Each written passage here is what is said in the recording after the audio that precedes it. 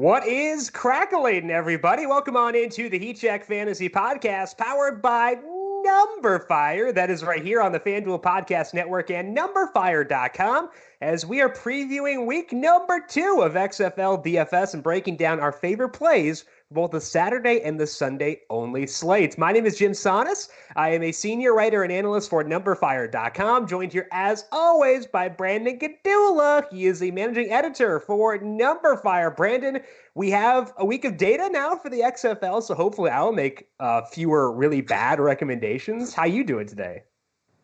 Well, they say time heals all wounds, but there has not been nearly enough time between last weekend and today because I played a whole heck of a lot of Aaron Murray. I did too, and on our betting podcast covering the spread, my bet of the week last week was to bet the Vipers to win the XFL championship at plus 450.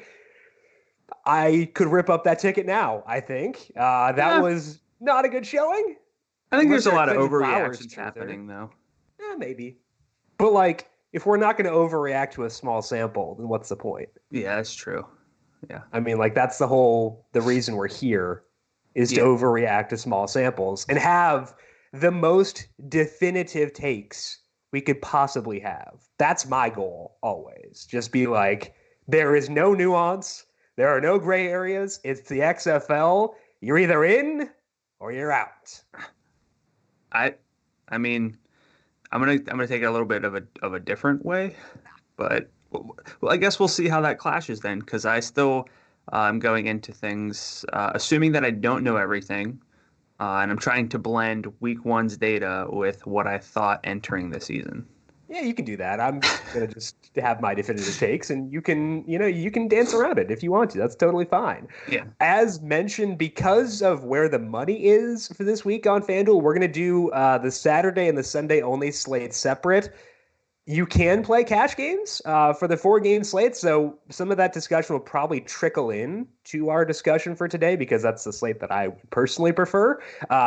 Just smaller contests there, though, is the issue. So if you want to skip to the Sunday only slate, I will put the timestamp of that in the episode description, which you can find on Numberfire, Apple Podcasts, Spotify, wherever you're listening to this, you can probably find that there. So just look for the timestamp for the Sunday only podcast if you want to skip there. Lots of other stuff on the Numberfire Daily Fantasy Podcast feed this week.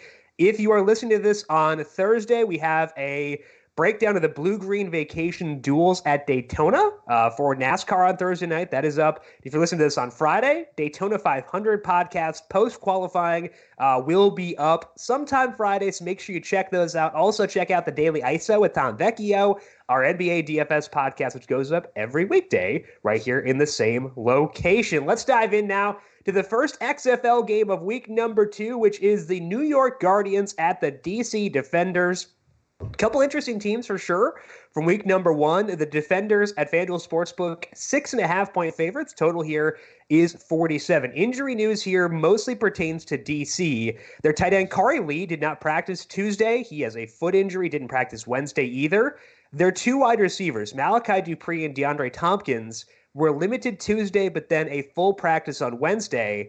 And the Thompkins one specifically is noteworthy because he did not play in week 1 due to injury, but was listed as a starter on their depth chart. So he is going to toss a little bit of a wrench into this game. But Brandon, I'm going to toss it over to you first. We got Cardale Jones against Matt Mcgloin. What do you see with this game between the Guardians and the Defenders?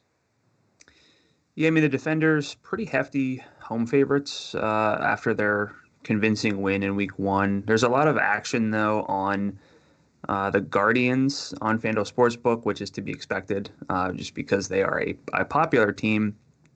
The total trending down, if it's down to 47, had it at 48. It was 48.5, yeah. Yeah, 48.5. So we're going to see probably a lot of the unders hit early on in the season, and probably should have been more in tune with that last week. But I mean, I think the Guardians probably shouldn't be as heavy underdogs. I didn't hate what I saw from them. Mcgloin was fine, not great in week 1. Just 6.29 yards per attempt. The XFL average 6.37, so just a hair below that. Had a passing touchdown, rushing touchdown. But the Defenders' defense was pretty feisty, had a lot of pass breakups in week one. So I kind of think that the Guardians, I think this game could be a little bit closer for a while to start things off. Yeah, I think that this game is interesting because I agree that Mcgloin did look pretty good in week one. He threw deep 31% of the time. He had a 6.97 adjusted yards per attempt, which is a number that I'm going to lean on more heavily, which is if you want the formula, it's yards plus 20 times touchdowns minus 45 times interceptions divided by attempts. Which is, yes. Yeah. Which I've had to enter manually a bunch of times, given college work and other stuff. So it's quite. I thought it was different for college, but I guess it's irrelevant for right now. Sports Reference has it as that, so I don't know. Okay. But yeah, with Mcgloin, the 31% deep rate I think is very interesting. That was the second highest mark of last week behind PJ Walker. Cardale Jones was third. So I actually do think this game is intriguing, even though the assessment of the defenses that you gave, I think, is correct, where both defenses played pretty well. And I think that's probably why the totals are coming down. But I respect the two quarterbacks in this game, and I don't expect either team to pull away. And that's kind of the formula I want for DFS, is I want a tight game that is potentially back and forth. And I think this game does fit that model. So especially we're talking the 2-game slate, the other game's not very good. Quarterback play, they're not quite as good. But I think even in the context of the 4-game slate, this one measures up pretty well just because it does fit what I'm looking for. So especially for this 2-game slate, I like this game a lot. I think Cardale Jones is the top quarterback on this slate. He's $21. Pro Football Focus had him as the highest rated quarterback from week one.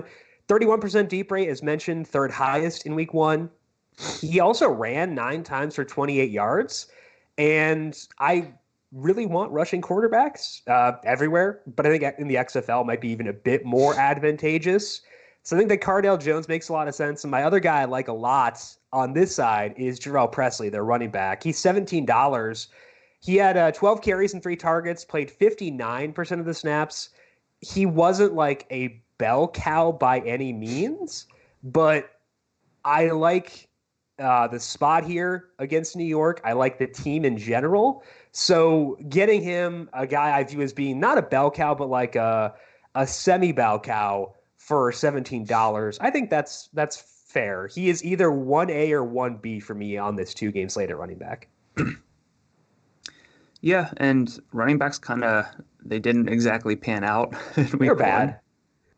There aren't any workhorse backs based on, if we try to compare it to the NFL in terms of these guys playing 85, 90% of the snaps, didn't see any of that. Only two running backs had even 70% of the snaps. So, and neither of them top 71. Yeah. Presley, not a workhorse, but yeah, I have him with 12 of 16 running back carries, which is decent, absolutely. And as a favorite, that checks out. So, Presley's going to be one of the first places I look, even if I'm looking at the 4-game slate as far as running backs go for this weekend. Yeah, I think he's really solid. Where does Cardale Jones grade out for you on the 2-game slate? Number 1, I think. It's pretty. I won't say it's not close, but it's not super close. Yeah. Again, because we're comparing him to 2 kind of uncertain situations with Tampa Bay and Seattle, and then Matt Mcgloin, who, look, I think that there's still leverage in going against consensus. So Mcgloin, for the second week in a row, to me, is a really strong pivot play. But Cardale Jones, I think, if you're playing one lineup, you just kind of plug him in. Yeah, I agree that Mcgloin's pretty enticing as a pivot. On the DC side for the pass catchers, if we want to stack Cardale Jones, Elie Rogers did lead the team in targets in week 1 with 6, but that was pretty spread out. Malachi Dupree had 4. Nobody else had more than 3.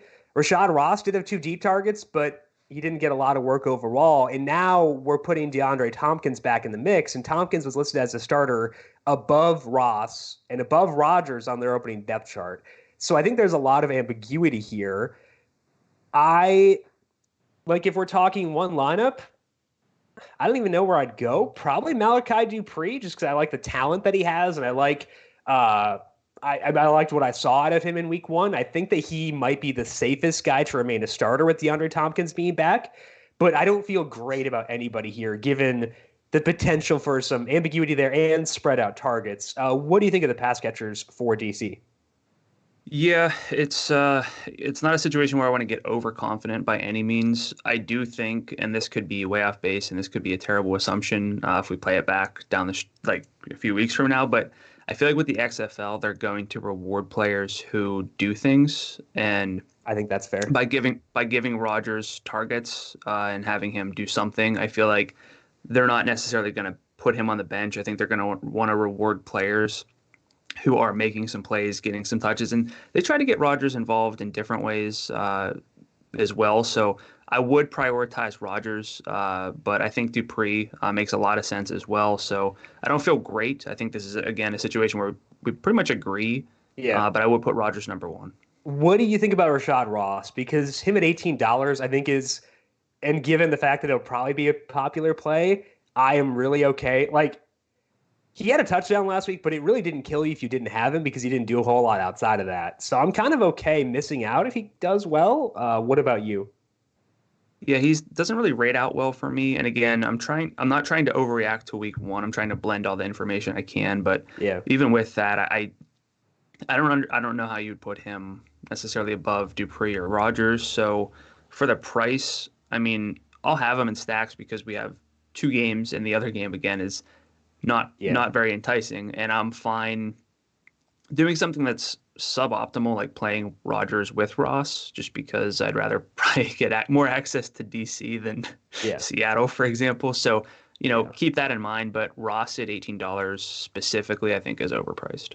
Moving to the other side here, I think that Joe Horn is one of my favorite plays in the slate. He's a wide receiver for New York. He led the team with 8 targets in week 1, and I thought that was interesting because, like, leading up to that week, I wasn't really into Joe Horn because he was limited in practice. He had a foot injury, was not listed as a starter. He's a guy who joined the team late in training camp because he was acquired via trade. But 8 targets, 4 deep targets, those were both the most in the team. And he's $14. So I think that Joe Horn is one of the better plays, salary considered, on this entire slate. Easily my favorite guy on New York, but also one of my favorite guys on the slate. What's your read on New York in general? Yeah, so I mean, Horn led with the 7 targets, but played 78% of the snaps, which is still good. But Mckay, N'Keal McKay, and Colby Pearson actually outsnapped him by a good margin. So I want to try to factor that in. Again, I'm just trying to blend all this information. But Horn does rate out really well for me, especially at just $14. I think he's the best wide receiver value on the Saturday slate for sure. I think I have him as top 2 on the 4-game slate. So I mean, per dollar, I don't think you can really nitpick Joe Horn, but I don't think that he's necessarily the clear-cut number 1 based on the snap rate that we saw. So maybe we can try to leverage that in this game because again, this is the much more appealing game on the 2-game slate. Yeah, for sure. I think that's correct. As far as the other receivers go, N'Keal McKay, $16. He had 4 targets, and if you were listening to the broadcast and like the broadcast is info from the coaching staff, they were really into N'Keal McKay and we're talking him up a lot. That says to me that this team values him. So I'd probably put McKay second behind Horn. He is $16. Colby Pearson did have 3 deep targets, but I'm okay kind of siding a bit more anecdotally here and going with Horn and McKay over Pearson. As far as the running backs go, it was really a split committee in week 1. Tim Cook actually played more snaps. He played 53%, but he had 4 carries and 1 target. Darius Victor had 9 carries and 3 targets with a 51% snap rate. I like, if Victor were cheaper, I might be into him, but he's only $1 less than Jarrell Presley. He's $1 less than Davion Smith for Tampa Bay. So I think that he is like a distant third in my ranking of the running backs for the Saturday only slate. What else do you see here with New York? Any interest in the backfield here? So, I mean, I don't hate like a 50-50 backfield because it's better than like 40-30-30 or something like that. Which we'll talk about later. So, I mean, we can only do so much and we do have to play a running back, but just keep in mind that they are underdogs. They're on the road. The total's dropping. So that's not really a situation where I feel like I have to chase. And you make a good point about Victor's price. He's not significantly cheaper. I know a dollar or two can go a long way though with building a lineup. So I don't dislike Victor, but I dislike his price.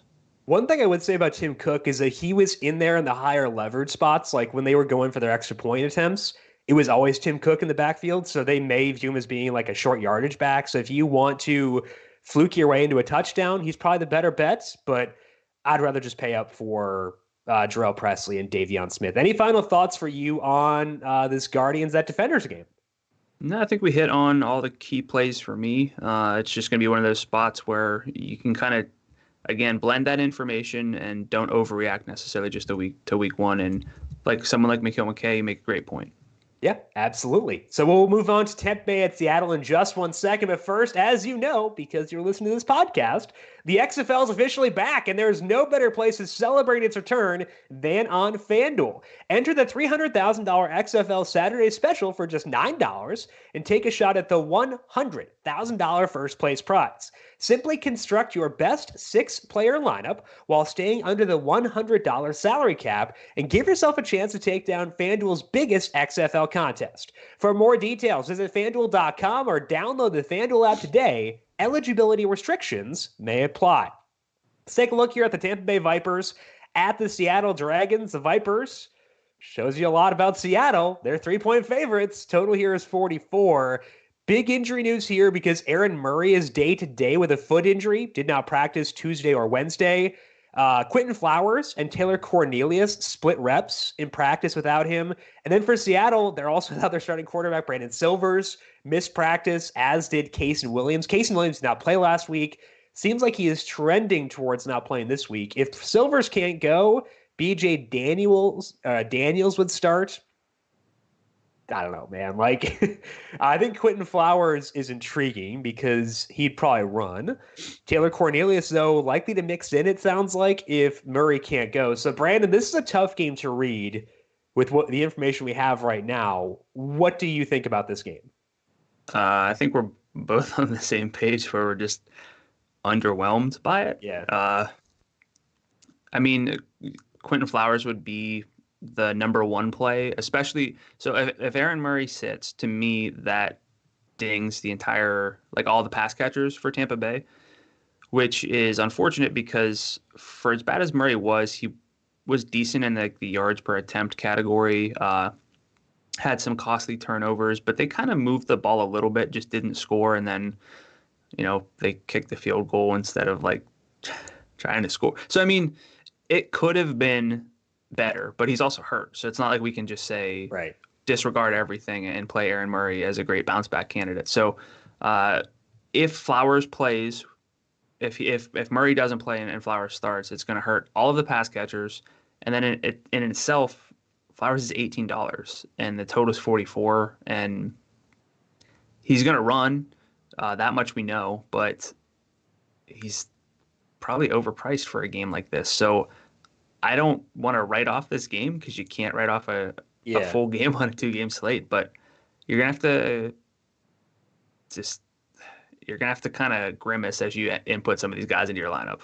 Yeah, I think I've got a similar rate here. If Flowers were like the starter, I would be okay with him at $18 just because of the running.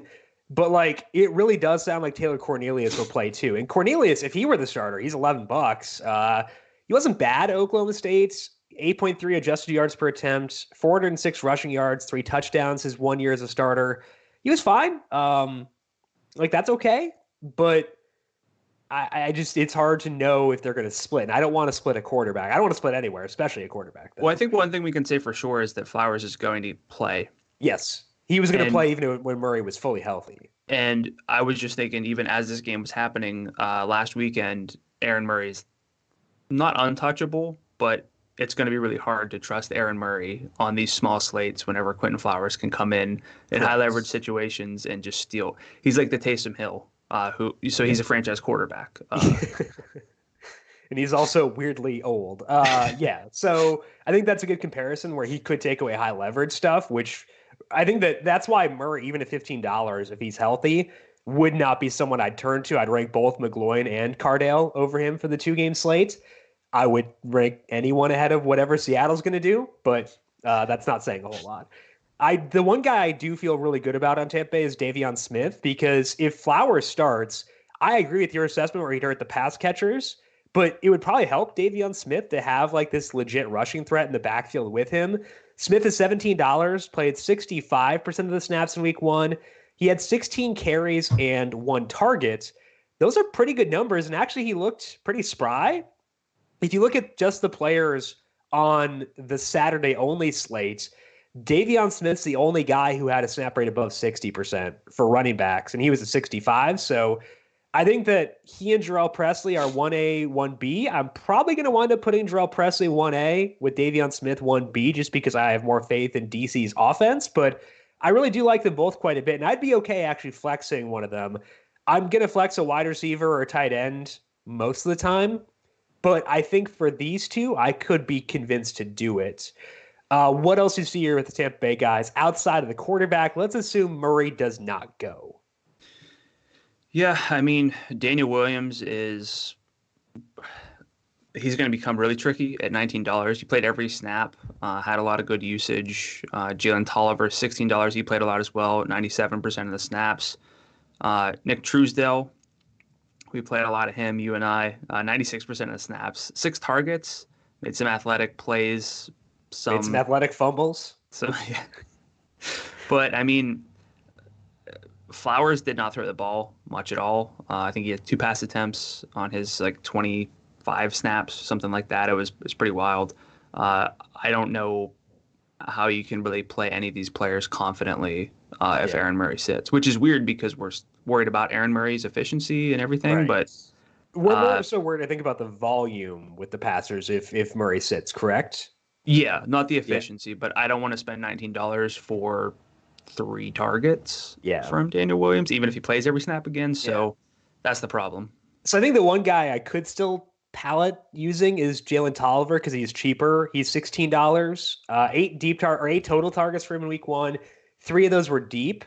I agree with your assessment about Williams, where might be kind of shaky from a volume perspective. So if I did want to go there, I'd probably just dump down to Tolliver. And the reason I would still consider it is because if you look at Pro Football Focus's grades for week one, Seattle's coverage grade was the worst in the league. They were terrible. So that makes me feel a bit better about it. But Tolliver, I would still want to save some money and go down to Tolliver there. I wouldn't rule out then Reese Horn at $13. He had 5 targets, played 69% of the snaps. So if you're really just trying to get access to a punt play, I think Horn makes some sense. Okay, I think that's pretty fair. On the Seattle side, they just signed S.J. Green from the CFL. He's this CFL legend and came in this week. I don't know what his role will be, but I also don't know what the role of everyone else will be within there. If we were looking just at week one, Austin Proehl had 10 targets, but he's $20. His quarterback is banged up. Keenan Reynolds had 7 targets. He's $15. Dontez Bird and Alonzo Moore both had 3 deep targets. So Proehl, a lot of targets, but not a ton of deep looks. Now we've got S.J. Green in the fold. Their backfield was a full-blown committee. Trey Williams looked good. I liked watching him. He looked super fast, but he played 32% of the snaps. So right now, as of Thursday morning, there is not a single Seattle player I actively want to use or feel confident using. What do you see with this team? Yeah, pretty much the same. If you look at the market shares, whether it's rushing, receiving, snaps, I mean, outside of Keenan Reynolds, nobody cracked a 70% snap rate for this team. It's not. I mean, I don't know what you do with that. You can't write off this team entirely. Obviously, Austin Proehl would be a decent play if he weren't so expensive, even with the ambiguity, just because of what his role was. But we don't. There's just a lot of ambiguity still. With, I guess, Casey Williams. We don't know if he's fully out yet. We don't know what Green's role is going to be.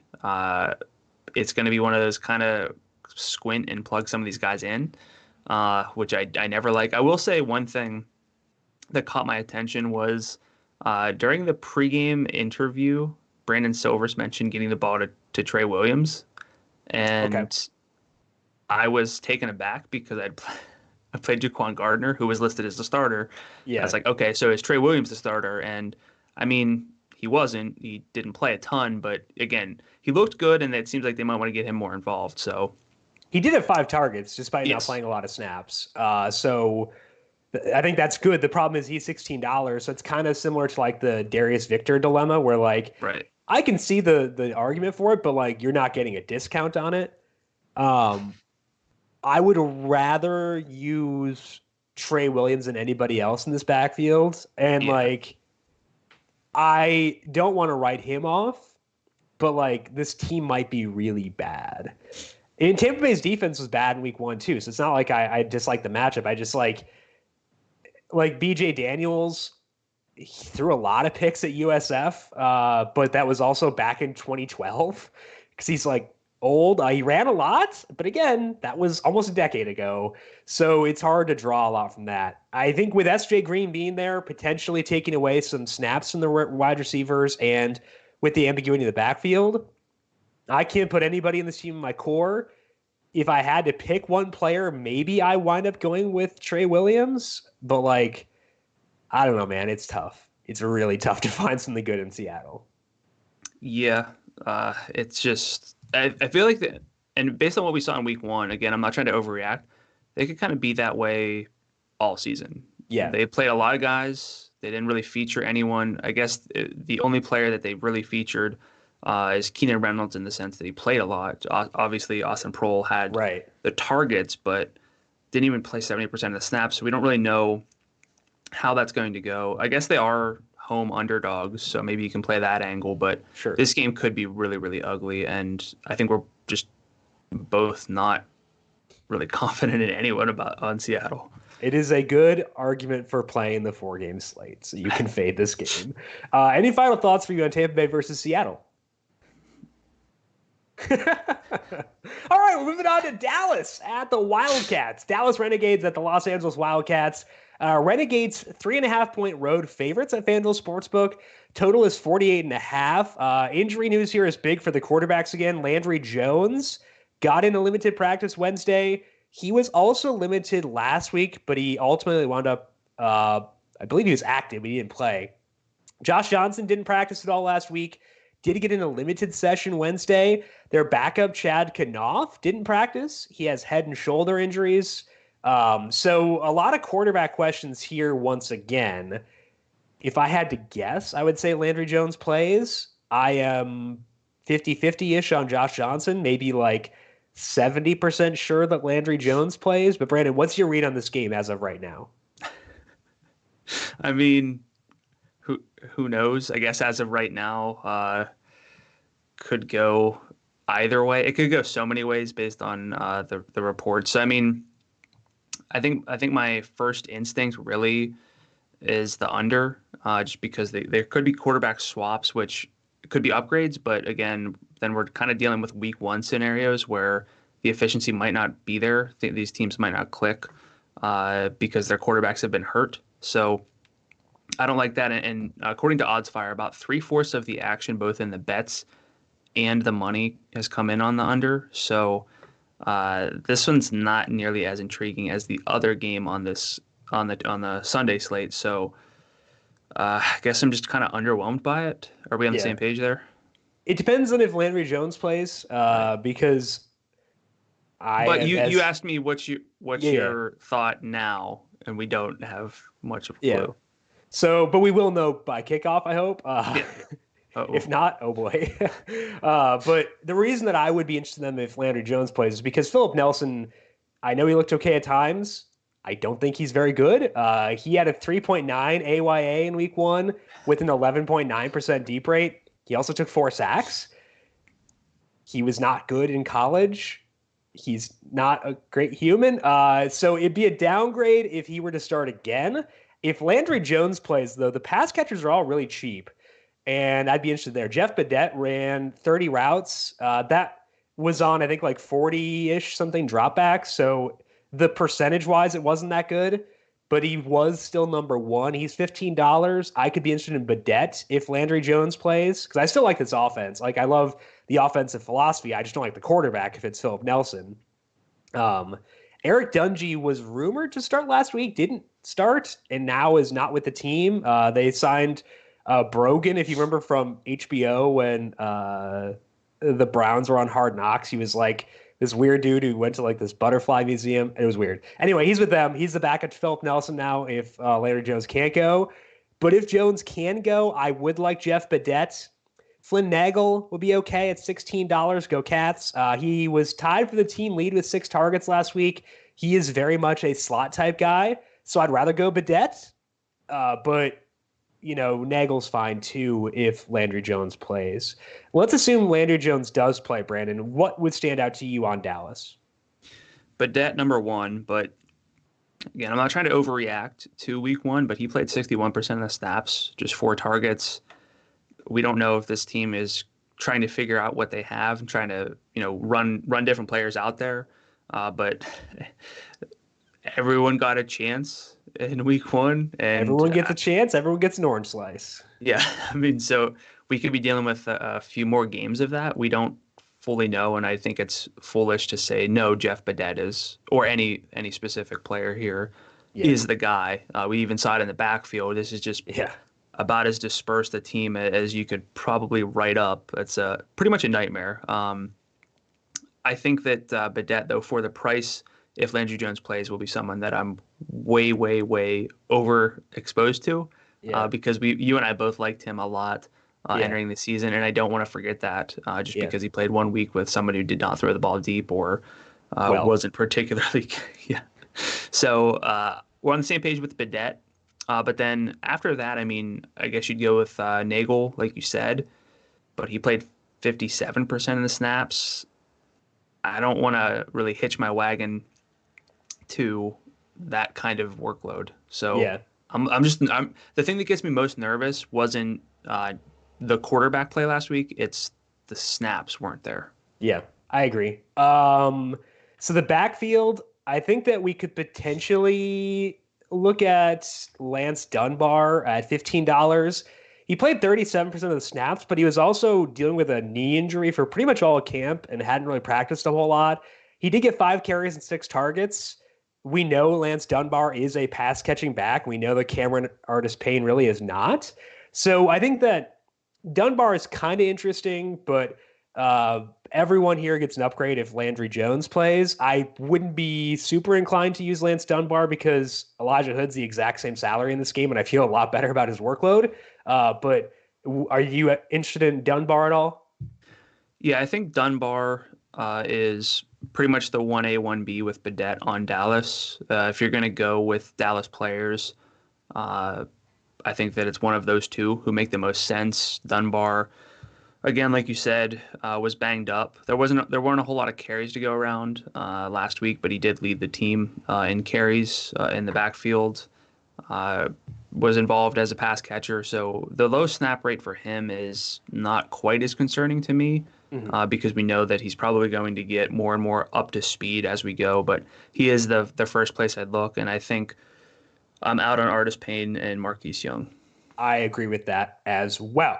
Moving over to the Los Angeles side, we don't really know if Josh Johnson will play. I think that he is less likely to play than Landry Jones is as of right now, but I think kind of regardless, Elijah Hood is a pretty good option at $15, mostly because I feel best about his role being steady. Played 71% of the snaps last week. That was second on the entire week behind James Butler, who will be in the next game. Hood had 12 carries and no targets. The 0 targets, a concern, but he did run 24 routes on 44 dropbacks. So I want to spend up for Houston guys on this slate. Elijah Hood helps me do that while ensuring I'm going to have a player who will be on the field quite a bit. So I think Elijah Hood, I'd love him if Josh Johnson starts, but I like him a lot even if Josh Johnson does not. And I think he's a pretty standout value on this Sunday-only slate. What about for you?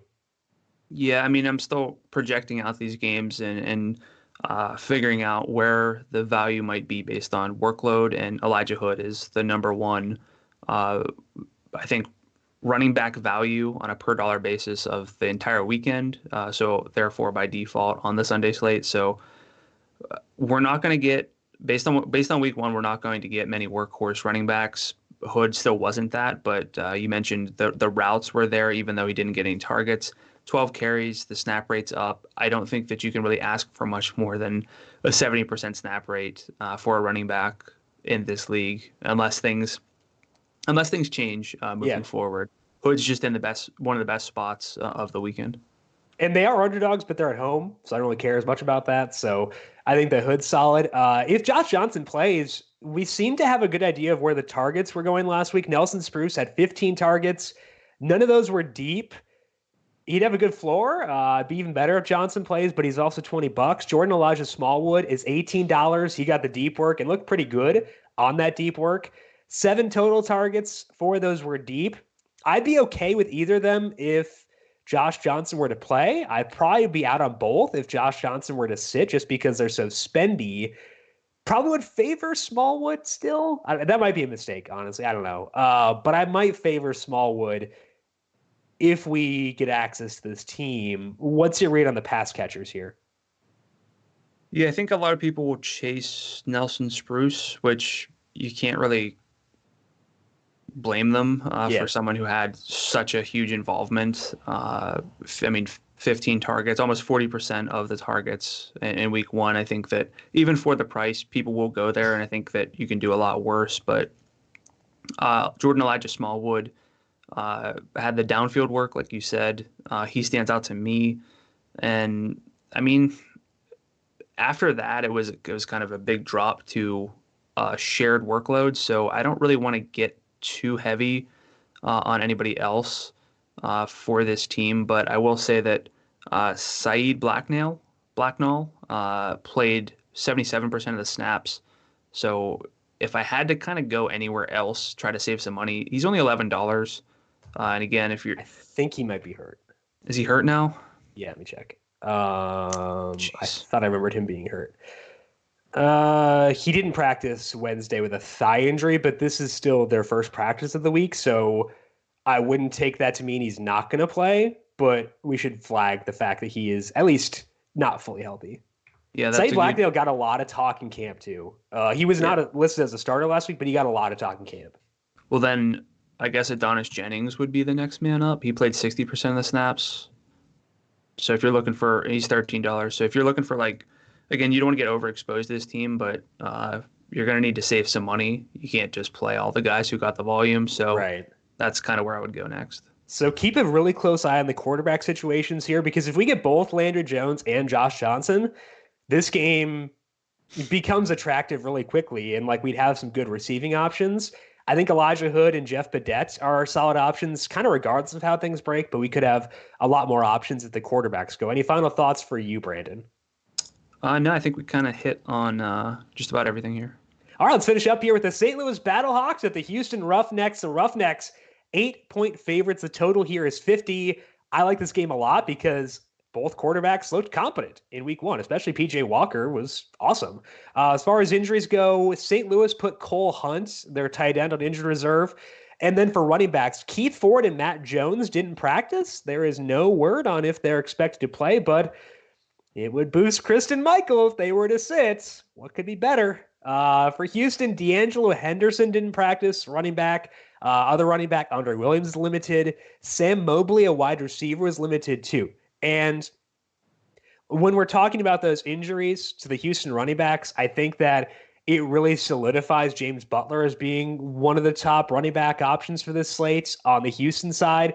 He's $19. He took over as that game went along. It seemed like it kind of backed up what you were saying, where they're going to reward guys who produce. James Butler produced in week 1, and they rewarded him. He only had 9 carries and 2 targets, but played 71% of the snaps. Now Henderson and Williams are banged up.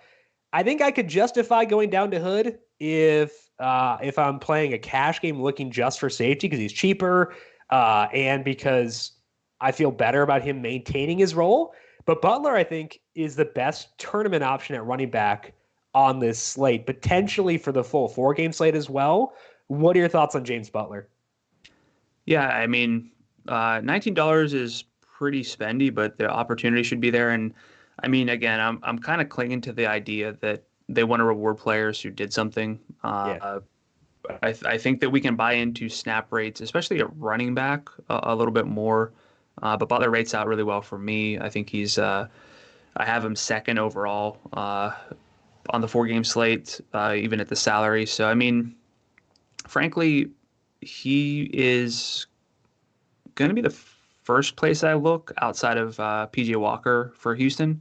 Yeah. I feel safer in him than the receivers. But I do want to just say these are my St. Louis Battlehawks, and I was higher on them last week Yeah. than a lot of other Credit to you. people. Yeah. And I just, I don't gloat often, and I don't have a whole lot else to say. If you're going to do but it on the XFL podcast, man. Exactly, because this is going to be that kind of podcast for us. That's right. I want to stick with PJ Walker here for a second. He was awesome in week 1. 7.9 adjusted yards per attempt and a 33% deep rate, which was the highest week 1. Didn't run a whole lot, ran 4 times for 26 yards, but hey, I mean, that's more than nothing. So I definitely like that. Looking at this 4-game slate, again, we don't really know what's going to happen with Landry Jones and Josh Johnson. I like both PJ Walker and Jordan Ta'amu quite a bit, but like I think PJ Walker is like just kind of a stud. I don't know, what deeper thoughts do you have about him than what I just said? I mean, deeper thoughts, not a ton. I do think that Tiamu and Walker rate out fairly close. Yeah. But I mean, they're both expensive. Walker's $23. Yeah. On the 2-game slate, and that's hard to get to. Yeah. It's not impossible to get to, but you're really going to have to hope that Walker comes through. I do have that there, and I think that there are value plays in this specific game, or at least one who stands out to me. So Walker is going to be someone I prioritize, even at the price, because I think everyone probably loved what they saw from him in week 1. So he is the number 1 play. I think I agree with your thoughts where the gap between him and Ta'amu isn't that big, because Ta'amu ran a lot in week 1. 9 rushes for 77 yards. He looked good as a passer, a lot better than I expected. 8.5 adjusted yards per attempt. Didn't throw deep a whole lot, but I think if you're looking on this slate, Walker will be the chalk. He was the player of the week last week. I think that Ta'amu for the rushing is a really good pivot. And like, I think the 8-point spread here might be a bit rich. So like I am okay going with St. Louis to hopefully keep this game close, and I think that Ta'amu benefits well there. You mentioned there is a value play in this game you like a lot. I think it's the same guy that I like. Who stands out to you most here? It's going to be LaDainian Washington. We're on the same page then? Correct. Fire away. For only $13, it's really easy to like, and if you're going to play Walker or frankly Ta'amu, you're going to kind of Butler. Washington is going to be a very popular play on the 2-game slate. Then on Sunday, 96% of the snaps last week for just $13 in a game where I think this is the highest total of the weekend. I think we both are probably higher on, or there's reason to be high on both offenses here. So Washington for me, the number 1 value receiver on the entire weekend. I agree. I think it's between him and Joe Horn at $14 for New York, but I think I would also go with Washington a little bit higher just because I feel really good about him being like the guy. He had 5 targets in week 1. He ran 5 more routes than anyone else, according to Pro Football Focus. He's $13. His quarterback looked good. He kind of checks all the boxes from a value play perspective, and he's in a game that I like. So I think that LaDainian Washington at $13, I'd agree with you, probably the top value play on the entire 4-game slate. But for the Sunday slate specifically, I don't see anybody kind of even close to him from a value perspective with him down at $13. So I think that's really solid. Other passing game options here. The Houston side is tough because we got Cam Phillips at $19. He looked really good. Sandy Coates is $17. He had 9 targets. He had 5 deep targets. He didn't catch a whole lot of those. A lot of them hit him in the hands. We know that for sure. Sandy Coates, in theory, should be a good play. But can you get yourself to click him given what we saw last week, given what we saw his entire NFL career, which was the exact same thing. I think you have to, just on the chance that he catches a few. I mean, like he can bust open a slate with that kind of usage and the downfield targets. And he's not cheap by any means, but it's $17. It's viable. He's not someone who you really have to. I mean, he's not 19 or 20. I think he was 20 last week. He was. I'm aware. He was 20. So the price coming down definitely helps. I'm very interested in Phillips. He had really good market share numbers in college, dominated a lot of games, which is something that I kind of like to look at. So I would put Phillips number one over Coates, but I think both are in play for me. I felt really dumb last week because I had like a note sheet on every starter, and my note for Cameron Phillips was aggressively bad athlete. And then he catches like this long touchdown to start off the game, and I was like, well, good call. Good season. Let's pack it in now. But he had 4 deep targets, 9 total targets. He converted on that volume too. So I think that I'd agree. I put Cam Phillips 1. Sandy Coates still in play, unfortunately. But whatever. As far as the other St. Louis guys go outside of LaDainian Washington, I don't know. Like Alonzo Russell had decent volume, but he's $18. Marcus Lucas had 6 targets. He's $15. I think it's kind of LaDainian Washington by a pretty decent margin. If I had to like pivot somewhere else, I'd probably go Marcus Lucas at $15. But like I feel just a lot better about LaDainian. What else do you see here? It could be another Houston guy or a St. Louis pass catcher.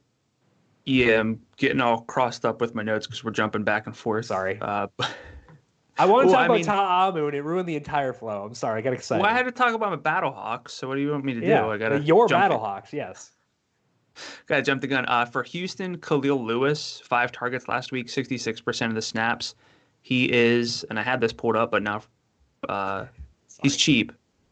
He's $18. He's 18. Never mind. Raheem Malone had 5 targets, but I'm getting all crossed up. Raheem Malone had 5 targets as well, but 27% of the snaps.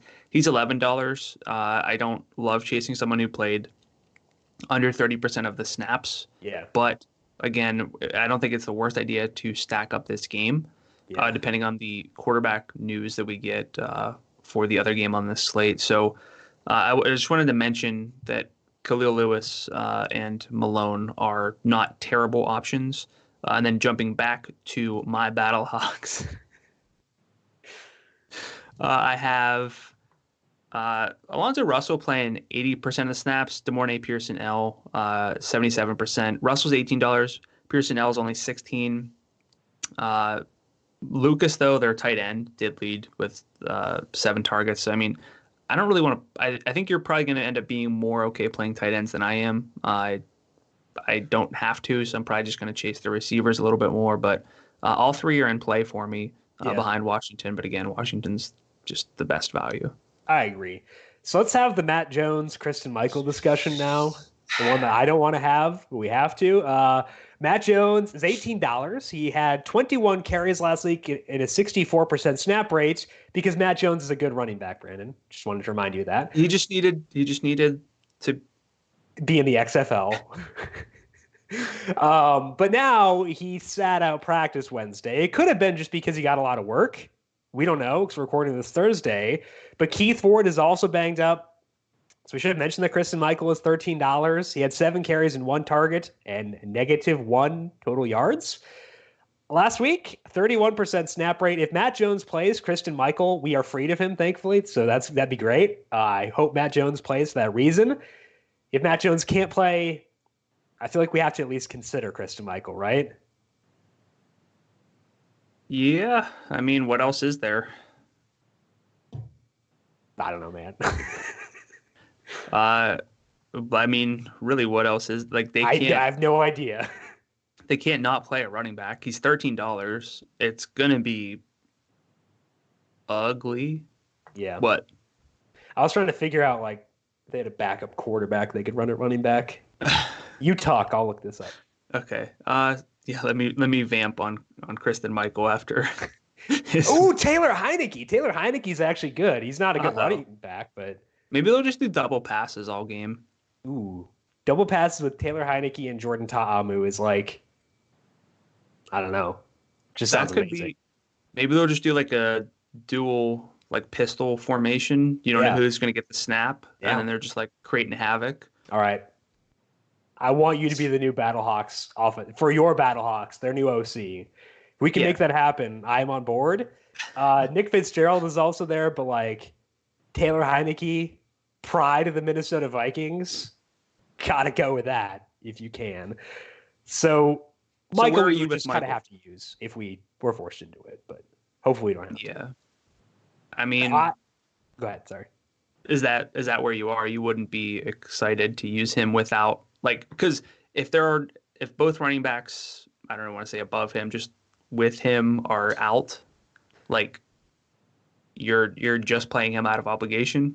I think even if it's just Matt Jones who sits and Keith Ford plays, I would feel obligated to use Christian Michael. Yeah. I would still go Elijah Hood over him because he's only Yes. $2 more, but like I would use Christian Michael still, and he would be a flex play because he's $13, and I hate myself for that. If we're talking about the 4-game slate, this is my favorite game. Do you agree? Yeah, I was thinking that. I mean, it's got the highest total, so we're probably not alone in that. But Yeah. one thing I will say is that Dallas Los Angeles game could overtake it if both quarterbacks play and are like good to go. So this Sunday slate could be a lot of fun. But Yeah. as of now, St. Louis Houston's my favorite game of the So if week. you're playing the 4-game slate, maybe just load up on the 2 Sunday games. I don't mind the DC New York game, Yes. but I like those defenses looked a lot better to me in week 1. Yeah. So I don't mind it. I think it has shootout potential because I expect it to be close. But basically, we're just saying the Tampa Bay Seattle game sucks. Yeah, I mean, I guess it's worth noting that it wasn't like St. Louis poured on the points last week. They Yeah. had 15, and They got Houston. really run heavy after they got ahead, which was my concern with them. Because like in the XFL, the clock runs on an incompletion unless there are less than 2 minutes left. You can throw while ahead. So it bothered me that they didn't. May have been like because Ta'amu was like they just didn't need to throw, I guess, but like it did bother me a bit that they didn't throw more. Yeah. So, I mean, again, I'm pretty sure, yeah, lots of action on the under in this game. Interesting. And Houston did have 16 quarterback hits, twice as many as any other defense. Okay. Ta'amu didn't get hit a lot, didn't throw a lot, but this game it could hit the under as Sure. well. Like Okay. it could lead that way, or lean that way. So it's still my favorite, but Yeah. I can definitely see why it might be a little bit. We might not want to go fully at it with Yeah. and throw Kosh right into the wind. Kosh? Yeah. Come on, man. What? Whatever. It- I was so thrown off by that. Totally. I have Shout like out a to Sean question Jordan. line. What? Well, no. I don't even know what you're talking about. Whatever. Okay, so any final thoughts on this game and on this 4-game slate? Love the game. Gonna play Sammy Coates. Gonna play some Kristen Michael potentially. Not gonna not gonna feel great about it. Just kill me. Yeah, but I mean, this is gonna be a fun game to watch, and frankly, the XFL pretty good product. It is, yeah. Sammy Coates is the end of The Departed, where Matt Damon is like, just kill me, man. And Leonardo DiCaprio is Sammy Coates, and he's like, I am killing you. That's what Sammy Coates is. Wait, but I'm still going to do it because it's wait, is Sammy Coates both of them? No. I am Matt Damon Oh, saying, just kill me. okay. Sammy Coates is Leonardo DiCaprio saying, I am killing you. It's just how it is. Should be a pretty fun slate, though. I'm excited to see how things crank out here. Now we actually have some data to look at. The quarterback injuries, something to monitor both for the Tampa Bay Seattle game and then for the Dallas LA game, because that will mold a lot of the way we view this slate. So hopefully we talk through both those situations enough for you to know how to handle it based on the way things break down. If you search XFL injury reports, it is a full page that has all 4 games listed in the same place. Probably not going to be updated until like 5 p.m. Eastern, so I would check late in the day to see how things are cranking out, but that's a pretty good resource and just a page I would bookmark if you're playing XFL. That is all that we have for today. Again, don't forget to subscribe to the Number Fire Daily Fantasy Podcast feed wherever you get your podcasts. And if you're listening on Apple Podcasts, please leave a rating and review as well. If you played Aaron Murray because of us, maybe it's okay if you don't. We understand and we forgive you, and we're sorry. Brandon, if people have questions for you on Twitter, where can they find you there? I'm at Gdula13, GDULA13. And I am at Jim Sannes, JIMSANNES. You can also follow the FanDuel Podcast Network at FanDuel Podcast. Big thank you to Calvin Theobald, our video producer, for running the video side of things here today. Thank you, Cal, as always. And thank you to everyone for tuning in. Good luck with your XFL contest week number 2. And we'll talk to you again next week. This has been the Heat Check Fantasy Podcast, powered by Number Fire.